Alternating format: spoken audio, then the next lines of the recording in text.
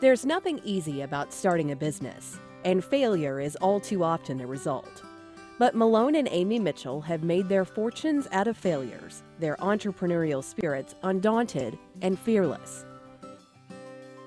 Amy Stevenson was born on November 23, 1960. She and her two sisters grew up in Bartlesville, Oklahoma, with their father Norman, a Phillips petroleum engineer, and their mother Leela, an artist. Malone was born on June 20, 1961, and raised on a farm in the West Texas town of Sanderson. He was the oldest of three children of Roberta and Malone Jr. Both Amy and Malone followed their parents' footsteps, enrolling at OSU in the fall of 1979, where they met their very first semester. My dad tells me that when he met my mom, after their first date, he knew that that was the woman that he was going to marry. So he immediately told her, cancel all your other dates, you're with me, chick. So, kind of the rest is history. They dated, they got engaged while at school and got married between their sophomore and junior year. So, and have been together ever since. The Mitchells' entrepreneurial spirit began to take flight while they were still students at OSU.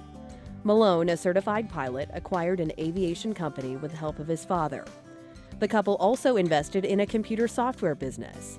Both ventures eventually closed, but they were tests that would ultimately shape the Mitchells' business savvy for years to come. For a lot of people, that would be a huge setback, but maybe for them it was just further motivation to get up and try again. And they've had some other ups and downs, but they're tenacious, and they have a confidence that they can make it happen. The Mitchells both graduated from OSU in 1983. Right out of college, the couple invested $500 to start an oil company, which they ran out of their own guest room.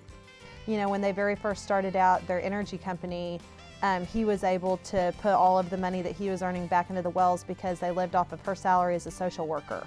So, even from the very beginning, they knew what it took to work hard and support each other and, build the businesses that they've built together. Riata Energy grew slowly but surely with the couple's hard work. Malone ran the daily operations while Amy worked as a social worker by day, keeping up Riata's books by night. Malone in particular talks about the importance that Amy played in the early days of the business and continues to play as the business has become more successful. As the Mitchells' business grew, so too did their family. They have 4 children, Allie, Noah, Briggs, and Libby. Like their parents, the Mitchells brought up their kids with an early education in entrepreneurship. All 4 of the Mitchells' children are involved in the family business or have started their own with skills their parents taught them. They're skills that have allowed Malone and Amy to expand their companies, which now employ more than 2,500 people on 5 continents.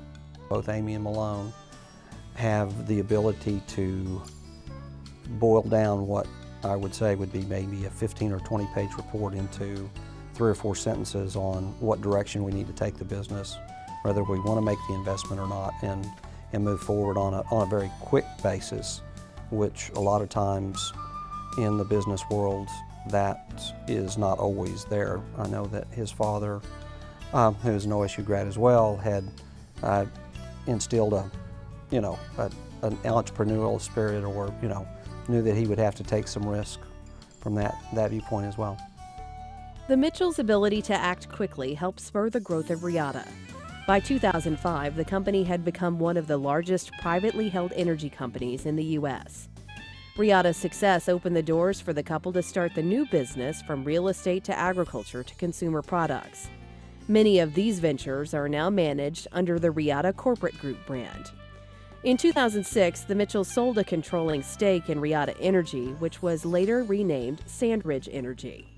The sale served as an opportunity to invest in their other businesses, but also a chance to recognize the institution that brought them together and develop their skills of entrepreneurship. When they were able to sell some of our businesses and were really in a position that they could really make some substantial differences and give back, that's where I really saw their passion just ignite. The Mitchells donated 1 million shares of their Sandridge Energy stock to the Spears School of Business and OSU Athletics in 2006. The stock, worth an estimated $57 million, was the second largest gift ever given to an entrepreneurship program in the U.S., and it launched the Riata Center for Entrepreneurship at OSU. With the help of that financial support and other support that they've provided, the School of Entrepreneurship has moved from a dead start to being in the top 25 of the Princeton Review at both the undergraduate and graduate level in just 5 years. And that is just tremendous progress in a very short period of time. And they enabled that. Unlike many entrepreneurs, the Mitchells are keen on sharing their knowledge and their wealth to support the opportunities of others, both in communities close to them and at their alma mater. Amy oversees the family's Pinion Foundation, which promotes the education, health, and well-being of children and elderly. The nonprofit has also provided numerous college scholarships to students in West and North Central Texas and Oklahoma. We've supported just all kinds of different things, and I think that that is so important that my parents have also instilled in us is the giving back. So there's a class we have called Dilemmas and Debates where we bring in a different entrepreneur each week to talk to the students, and Malone does that on a yearly basis, and the students really enjoy that. It's a very impactful experience for them.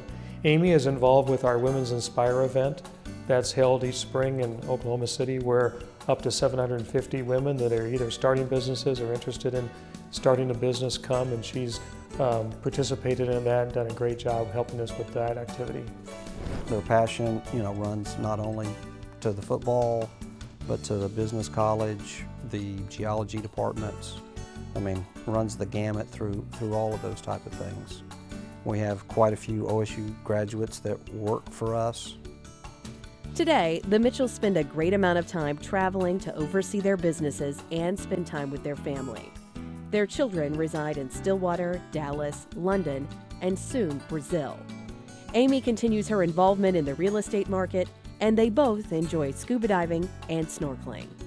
My dad talks about that he really wants, and I know that this sounds funny, but he really wants to be a gardener. And I say that because he wants to garden his businesses. He wants to cultivate his businesses and grow them. He also says that he wants to be a gardener as far as his family. He wants to cultivate, we are a family of entrepreneurs. Like many OSU graduates, the Mitchells remain deeply humble about their success. Their spirit of entrepreneurship is eclipsed only by their generosity and their loves for their family and their alma mater. All reasons worthy of induction into the OSU Alumni Hall of Fame. If I had to describe my parents in a word or a phrase, I would describe my dad as all in. Whether it's his businesses, whether it's his family, whether it's our philanthropies, he is all in. And if I had to describe my mom, I would say supportive. She's the most supportive person I've ever met.